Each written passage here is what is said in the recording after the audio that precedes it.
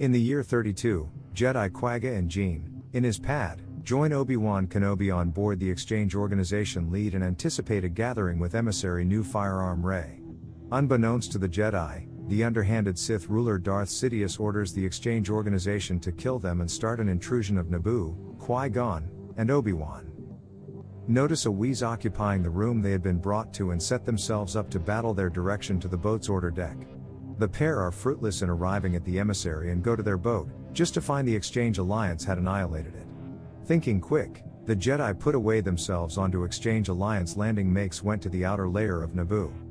Sovereign Amidala of Naboo contacts the Exchange League, making her dismay with the bar understood and asking about the Chancellor's Jedi ministers.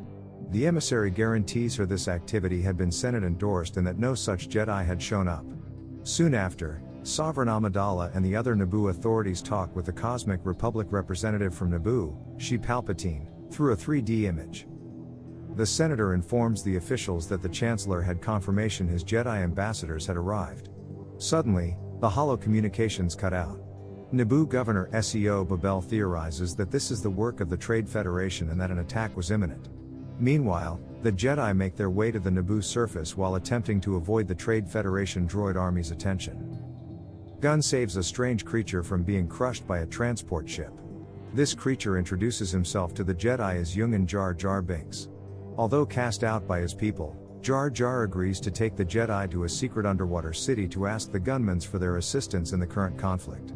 Leader of the Youngans, Boss Ness, refuses to help and casts them away as they begin to make their way to the capital city of Naboo. The Trade Federation begins their invasion of Naboo and is able to capture Queen Amidala and the other Naboo officials. The Jedi and their new Gungan friends arrive in time to free the Queen and several of her associates. They manage to escape the planet and urgently head to Coruscant, the home of the Galactic Republic Senate. However, hyperdrive issues cause their ship to make a landing on a nearby planet.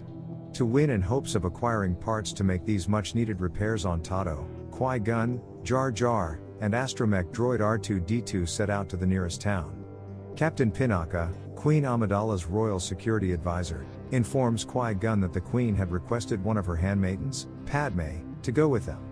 The four of them stumble upon a junk shop run by a Toydarian, Watto, with help from his young slave, Anakin Skywalker. Watto refuses to help Qui-Gon after learning he only has Republic credits, a currency worthless on Tatooine. Afraid of an oncoming sandstorm, Watto offers shelter to the lost travelers. Here, Qui-Gon senses and Anakin's abilities in the Force are strong enough that he believes Anakin to fulfill an old Jedi prophecy, a chosen one born to no father who could be capable of bringing balance to the Force. Qui-Gon eventually discovers Anakin's midi-chlorian count to be off the chart because of Anakin's ability in the Force.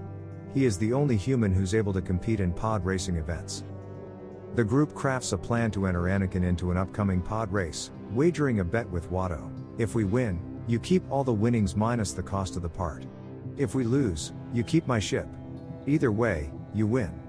The next day, Anakin wins the pod race, acquiring the replacement parts for his friends and freeing himself from slavery. Anakin leaves his mother behind to head with the Queen and the Jedi to Coruscant before the group could take off in their newly repaired ship.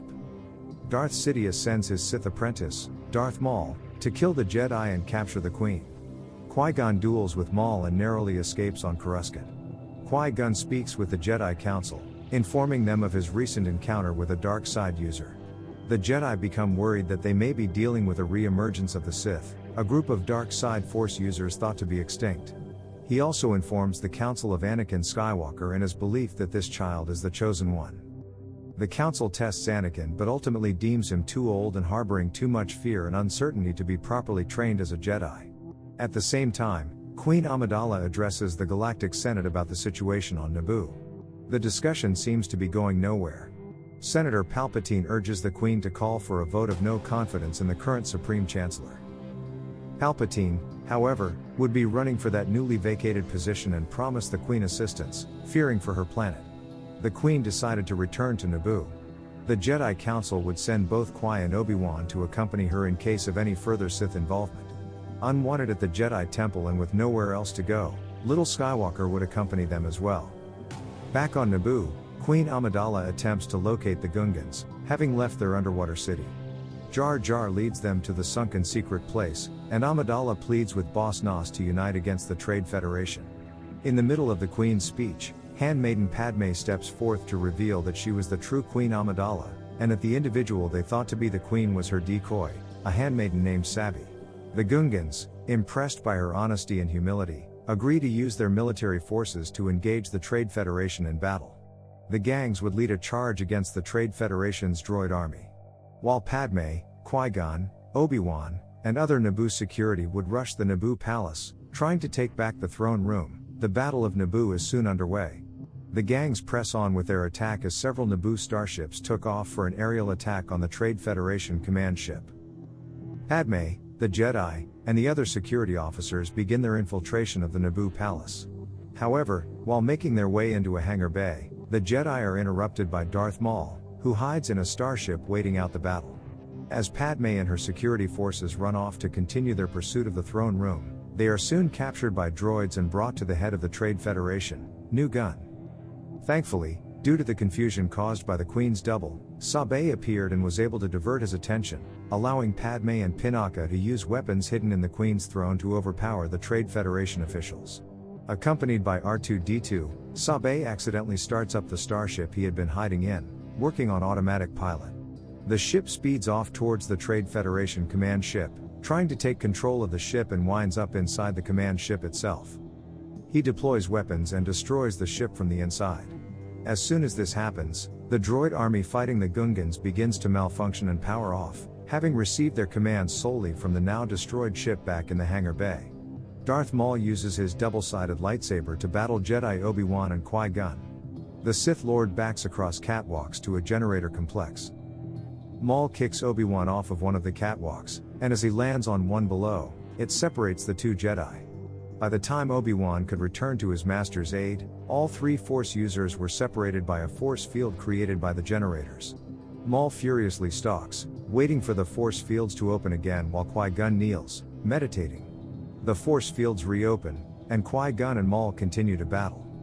Just before Obi-Wan could reach the end of the force fields, he's trapped behind them once again, watching as Maul drives his lightsaber hilt into the chin of Qui-Gon, stunning him and allowing Maul to pierce his midsection with his blade. Obi-Wan watches in horror.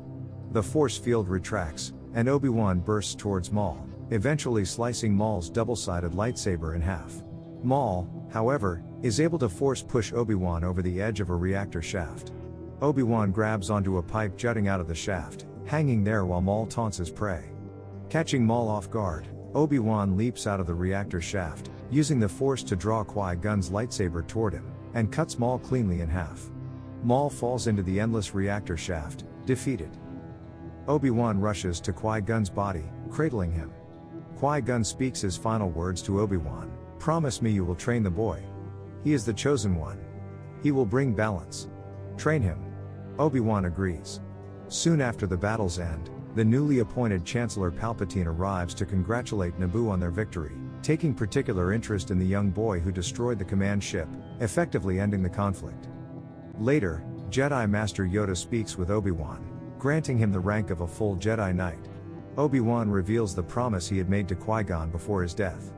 Grudgingly, Yoda tells him that the Council will allow Anakin to become Obi-Wan's apprentice. That evening, a funeral is held for Qui-Gon, cremating his body as Jedi and Naboo officials watch on. Obi-Wan tells young Anakin of his future as a Jedi Padawan.